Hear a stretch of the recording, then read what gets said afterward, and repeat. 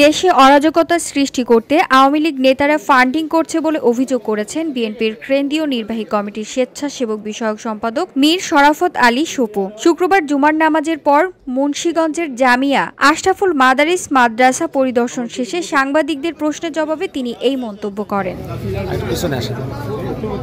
মীর শরাফত আলী সপু বলেন, ডক্টর ইউনূসের নেতৃত্বাধীন সরকার আসার পর থেকে জামায়াতের ইসলামী নানা অজুহাতে নির্বাচন পেছানোর চেষ্টা করছে। কখনো বলছে নির্বাচনে যাবে না,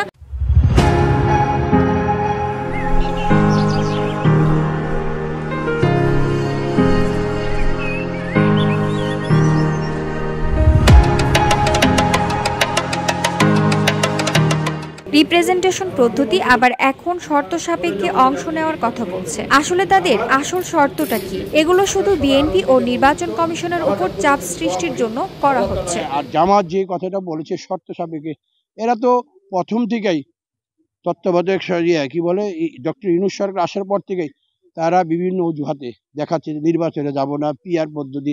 এখন পিআর পদ্ধতি বাদ দিয়ে এখন শর্ত সাপেক্ষে। কি শর্ত তাদের?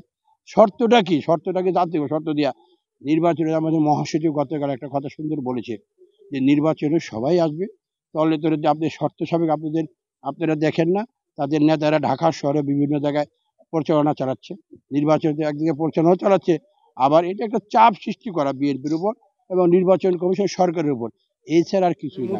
এ সময় তিনি আরো দাবি করেন, আওয়ামী লীগ নেতাদের অর্থায়নেই দেশের নাশকতা ও অস্থিরতা সৃষ্টি বিভিন্ন কর্মকাণ্ড চালানো হচ্ছে। ইতিমধ্যে আপনারা দেখেছেন বিভিন্ন জায়গায় আমরা দেখছি আজকে আওয়ামী লীগের নেতারা বিভিন্নভাবে তারা ফান্ডিং করছেন, টাকা পয়সা দিয়ে অরাজকতা সৃষ্টি করা হচ্ছে, কিন্তু এটা করে কোনো লাভ হবে না।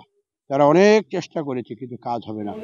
পরিদর্শনকালে উপস্থিত ছিলেন ঢালকা নগরীর পীর সাহেব মুফতি জাফর আহমেদ, মুন্সিগঞ্জ জেলা বিএনপির আহ্বায়ক সদস্য আওলাদ হোসেন উজ্জ্বল, জসিমুল্লাহ সহ বিএনপি ও অঙ্গ সংগঠনের নেতাকর্মীরা। VOD Bangla news desk.